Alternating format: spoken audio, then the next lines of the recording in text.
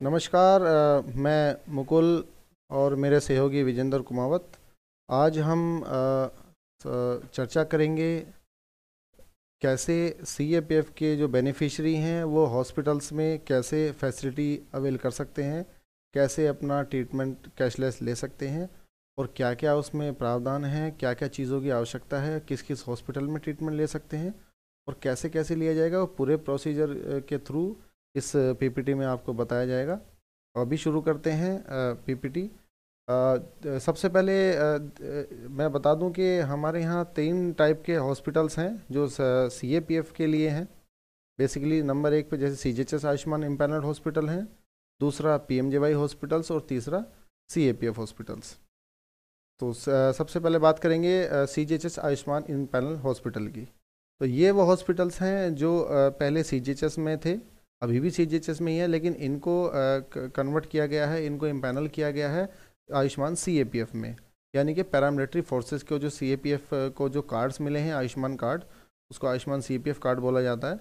ये कुछ हॉस्पिटल्स हैं, ये सारे हॉस्पिटल्स नहीं हैं, ये कुछ हॉस्पिटल्स हैं जिनकी लिस्ट सर्कुलेट सभी यूनिट्स में लिस्ट सर्कुलेट हो रखी है। तो ये कुछ हॉस्पिटल्स हैं जिनको उसमें कन्वर्ट किया गया है आयुष्मान सीएपीएफ में, यहाँ पर उनकी बात हो रही है। तो सीजीएचएस आयुष्मान हॉस्पिटल्स में ट्रीटमेंट कैसे लें, उसके लिए क्या है, कैसे है और क्या क्या रिक्वायरमेंट है और क्या क्या ट्रीटमेंट आपको मिलेगा, इसमें बताया जाएगा। सबसे पहले तो सीजीएचएस आयुष्मान हॉस्पिटल्स में जब आप जाते हैं तो आपको वहाँ पर ओपीडी और आईपीडी दोनों ही प्रकार की सुविधा वहाँ पर आपको मिलेगी। कोई भी बेनिफिशरी सीएपीएफ का जितने भी 7 फोर्सेज हैं, पैरामिलिट्री फोर्सेज, कोई भी अपने नज़दीकी अगर कोई लिस्ट में आप पहले चेक कर लें, कोई सीजीएचएस हॉस्पिटल्स है तो वहाँ पर जाकर आपको ओपीडी और आईपीडी दोनों ही सुविधाएं मिलेंगी। लेकिन उसके लिए एक शर्त है कि अगर आपको वहाँ पर कैशलेस ट्रीटमेंट लेना है तो आपको रेफरल लेकर जाना पड़ेगा। कैशलेस ट्रीटमेंट के लिए रेफर जरूरी है सीजीएचएस आयुष्मान इम्पैनल हॉस्पिटल में। इसके बाद बात करते हैं पीएमजेवाई हॉस्पिटल्स, प्रधानमंत्री जन आरोग्य योजना के हॉस्पिटल्स। ये वो हॉस्पिटल्स हैं जिनको प्रधानमंत्री श्री नरेंद्र मोदी जी ने लॉन्च की थी स्कीम आयुष्मान भारत के नाम से, जो सभी ग्रामीण क्षेत्रों में हर स्टेट में लागू है, जहाँ पर जो बीपीएल कार्ड धारक हैं या जो भी उसके अंतर्गत आते हैं, ये उनके लिए उनको कार्ड मिले थे जिसकी लिमिट 5 लाख थी और उसमें मैक्सिमम ऑल ओवर इंडिया के मैक्सिमम हॉस्पिटल्स उसके पैनल में आते हैं। ये वही हॉस्पिटल्स हैं और इनको जो है हमारी जो सीएपीएफ आयुष्मान सीएपीएफ के कार्ड को भी इसमें लागू किया गया है। तो ये वही पीएमजेवाई हॉस्पिटल्स हैं। इसमें जो आप देखेंगे कि आयुष्मान जो सीजीएचएस हॉस्पिटल्स है उनमें ओपीडी और आईपीडी दोनों सुविधाएं हैं, लेकिन इसमें केवल आईपीडी सुविधा है कैशलेस। आईपीडी इसमें कैशलेस मिलेगा, लेकिन रेफरल आपको भी मिलेगा। आप इसमें ओपीडी में भी जा सकते हैं, लेकिन ओपीडी में आपको इसमें कैशलेस नहीं मिलेगा। ये आप देख लें, जब भी आप किसी हॉस्पिटल्स में जाते हैं तो आप लिस्ट में चेक करें कि ये सीजीएचएस इम्पैनल हॉस्पिटल है या पीएमजेवाई इम्पैनल हॉस्पिटल है। सीजीएचएस में जाते हैं तो आपको ओपीडी आईपीडी कैशलेस मिलेगा विद रेफरल, और अगर आप पीएमजेवाई हॉस्पिटल्स में जाते हैं तो यहाँ केवल आपको आईपीडी ही मिलेगा कैशलेस रेफरल पे। अगर आप इसमें ओपीडी जाते हैं तो वहाँ पर आपको पेमेंट करके ट्रीटमेंट लेना पड़ेगा। अभी कुछ क्वेश्चंस हैं जो फील्ड से हमारे पास आते रहते हैं और जो हम चीज़ें पूरे दिन में फेस करते हैं, क्या क्या प्रॉब्लम्स आती हैं आप लोगों को ड्यूरिंग ट्रीटमेंट या ड्यूरिंग रजिस्ट्रेशन, तो उनके बारे में चर्चा करेंगे। सबसे पहला क्वेश्चन है, if someone paying cash then referral letter required or not. यदि आप किसी हॉस्पिटल्स में जाते हैं और आप कैश पैसा दे रहे हैं, उसको आप अपना इलाज कैश में करा रहे हैं, तो उसके लिए क्या आपको रेफरल की ज़रूरत है या नहीं है?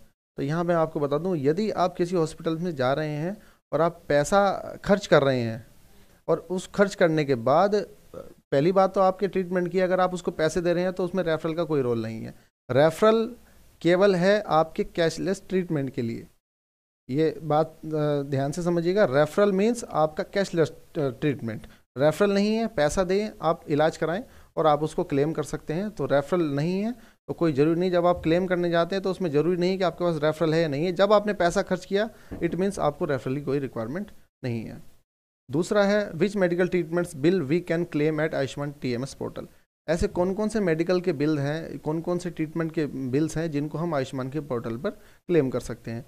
तो इसमें मैं बता दूं कि हर तरह का bill, every type of bill, किसी भी तरह का, चाहे वो आपका इम्पैनल हॉस्पिटल का हो, चाहे गवर्नमेंट हॉस्पिटल का हो, सीजीएचएस हॉस्पिटल्स का हो, इट मीन्स जहाँ पर आपकी जेब से पैसा खर्च हुआ है वो पैसा आपको NHA द्वारा प्रोवाइड कराया जाएगा, चाहे वो किसी भी हॉस्पिटल्स का हो।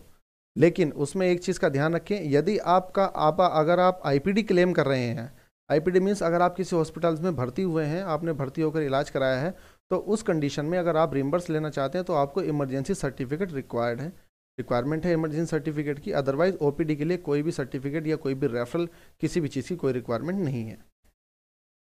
अगला क्वेश्चन आता है, if patient is admitted in hospital in emergency, referral letter is required or otherwise or for cashless facility. यदि कोई मरीज, अगर आप ही हैं या आपके कोई बेनिफिशियरी, आपके घर वाले कोई अगर जाता है इमरजेंसी ग्राउंड पे, तो इमरजेंसी के लिए कोई भी रेफरल की ज़रूरत नहीं होती है। रेफरल मीन्स होता है कि आप किसी डॉक्टर के पास जा रहे हैं विजिट करने, ये प्लान्ड विजिट है, आपने उसको प्लान किया है कि मुझे जाना है और मुझे डॉक्टर को दिखाना है। इमरजेंसी में कोई प्लान्ड विजिट होती नहीं है, तो उसके लिए कोई रेफरल की रिक्वायरमेंट नहीं है। Next question is, where from the referral letter is required to be obtain. तो जब आप जाते हैं रेफरल लेके, जब आप प्लान विजिट करते हैं, आप रेफरल लेके जाते हो, तो आपको रेफरल कहाँ कहाँ से मिल सकता है? आपको किसी भी CAPF के हॉस्पिटल्स आपके नज़दीक में, आप मान लीजिए आप CISF के हैं लेकिन आपके नज़दीक में कोई CISF की यूनिट नहीं है, तो आप अदर पैरामिलिट्री फोर्सेस के कोई भी हॉस्पिटल जो आपके नज़दीक में है, आप वहाँ पर विजिट करके और वहाँ से रेफरल लेटर ले सकते हैं। इसके अलावा आपके आसपास के जो भी प्राइमरी हेल्थ सेंटर हैं, आप वहाँ से ले सकते हैं। किसी भी गवर्नमेंट हॉस्पिटल से आप रेफरल ले सकते हैं। नेक्स्ट क्वेश्चन है, बहुत लोगों की क्वेरीज आती हैं कि CGHS की जो डिस्पेंसरी हैं वो भी गवर्नमेंट हैं, तो उनका रेफरल आयुष्मान में मान्य है या नहीं है। तो यहाँ मैं बता दूं कि CGHS की जो डिस्पेंसरी हैं उनका रेफरल आयुष्मान में मान्य नहीं है। ये आपके अगर दिमाग को आपको लगता है कि वो भी एक सरकारी एक संस्था है, तो उसके ऊपर एक यूनिक कोड होता है जिसकी वजह से वो आयुष्मान CAPF में उसको मान्य नहीं किया गया है। और एक दूसरी एक नया मैं आपको बता देना चाहता हूँ कि ऐसे लोग जिनके पास आयुष्मान कार्ड है या नहीं है, दोनों ही कंडीशन में आयुष्मान CPF कार्ड है भी या नहीं है, लेकिन उनके पास CGHS कार्ड है और वो CGHS कार्ड की फैसिलिटी लेना चाहते हैं, तो आप उसके थ्रू भी जा सकते हैं। वो पेमेंट बेस होती है, आप अपने CGHS कार्ड के थ्रू किसी भी CGHS नियरेस्ट किसी भी जो आपके नज़दीक में है, आप वहाँ पर जाके ट्रीटमेंट ले सकते हैं। और सेम प्रोसीजर में जितना आप जो आपने ट्रीटमेंट लिया CGHS रेट का, आप सेम उसको अपने NHA के TMS के पोर्टल पर उसको क्लेम कर सकते हैं, आपको पूरा पैसा मिल जाएगा। यहाँ पर हमने कुछ स्पेसिमेन दिए हुए हैं कि रेफरल लेटर को किस तरीके का होना चाहिए, डॉक्टर्स जो हमारे हैं उनको क्या क्या चीज़ें मेंशन करनी चाहिए, OPD IPD है और वैलिडिटी क्या है, वो सारी चीज़ें इसमें मेंशन है, आप देख सकते हैं। ये अनदर एग्जांपल ऑफ रेफरल। हाँ, अब ये सबसे बाद में मैं करूँ, रेफरल लेटर रिक्वायर्ड डिटेल्स के। रेफरल लेटर जब हम लेके जाते हैं, बहुत जगह होता है कि हम रेफरल लेटर तो लेके चले जाते हैं, लेकिन क्या होता है वहाँ पर जब हम जाते हैं तो वो मना कर देते हैं कि यार रेफरल लेटर में ये नहीं है, वो नहीं है, आपने ये नहीं सही कराया। तो वो सारी चीज़ें हैं, आप उसको बार बार हॉस्पिटल चक्कर काटने की बजाय हम देख लें कि हमारा रेफरल लेटर क्या सही है या नहीं है। ये हमारी सबसे प्राइमरी ये ड्यूटी है। सबसे पहला तो जो भी रेफरल लेटर है उस पर आपके हॉस्पिटल का नाम अच्छी तरह मेंशन होना चाहिए, हॉस्पिटल के लेटर हेड पे वो आपका रेफरल होना चाहिए। दूसरा, आपकी जो बीमारी है वो बीमारी उसमें विस्तार से हो कि ये इस बीमारी से पीड़ित है और इनको ये प्रॉब्लम, वो सारी चीज़ें उसमें मेंशन होनी चाहिए। तीसरा, ये सबसे मेन पॉइंट है कि जो रेफरल अथॉरिटी है, मींस आप जहाँ से रेफरल करा रहे हैं, जो भी डॉक्टर्स हैं, चाहे वो PHC के हैं, चाहे वो यूनिट हॉस्पिटल हैं, किसी के भी हैं, वो जो डॉक्टर्स हैं उनका जो रेफरल है उनमें क्या क्या होना चाहिए। सबसे पहले तो refer to Ayushman empanelled hospitals ये होना चाहिए, या refer to higher hospital for further treatment, और refer to particular department in hospitals for, जिस तरीके से आप अगर मान लीजिए आपको कोई प्रॉब्लम है तो आप किस डिपार्टमेंट में जाना चाहते हैं, वो चीज़ें अगर उसमें मेंशन होती हैं तो उसमें ट्रीटमेंट में कोई दिक्कत नहीं आती है। सबसे लास्ट का पॉइंट है कि रेफरल लेटर में जहाँ जो भी रेफरल अथॉरिटी है उनका डेजिग्नेशन और नेम वो सील के साथ होना चाहिए। यही माने अगर सील आपके रेफरल लेटर पे नहीं है तो हॉस्पिटल्स उसको एक्सेप्ट नहीं करेगा, वो अमान्य हो जाएगा। तो यही एक छोटा सा पावरपॉइंट प्रेजेंटेशन था। हमारे बहुत सारे साथी हैं, बहुत सारे लोग हैं जो फील्ड में बैठे हैं और वो अनभिज्ञ हैं कि वो कैसे जाएं, क्या ट्रीटमेंट लें, और जाने के बाद भी उनको पता नहीं होता, लेकिन जाते हैं हॉस्पिटल से फिर उनको वापस आना पड़ता है। तो ये छोटा सा हमारा प्रयास रहा, मेरा और विजेंद्र का दोनों का मिलकर ये कंबाइंड एक प्रयास रहा, ताकि आप लोगों को एक संदेश पहुँचाया जाए, एक गाइडलाइन दी जाए कि किस तरह से आप कैशलेस ट्रीटमेंट ले सकते हैं। Thank you.